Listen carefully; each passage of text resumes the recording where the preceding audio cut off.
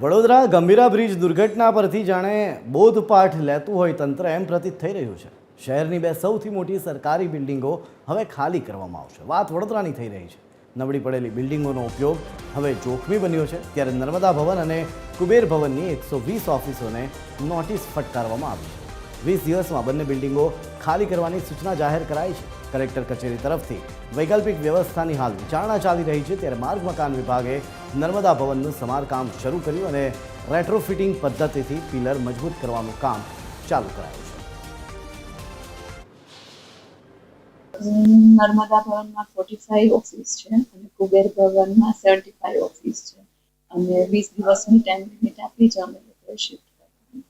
Actually અત્યારે એ બધું મારે પ્રપોઝલ ચાલે છે એટલે હાલ હું કંઈ ના કહી શકું, પણ અલ્ટરનેટ ઓપ્શન અમે લોકો શિફ્ટ કરવાના છે, પણ હાલ મારા અંડર પ્રોગ્રેસ છે તો હું કંઈ ડિક્લેર નહીં કરી શકું। પણ ડેફિનેટલી ના, કન્ફ્યુઝન કંઈ જ નથી, ક્લિયર જ છે અમારે કે ક્યાં શિફ્ટ કરવા છે।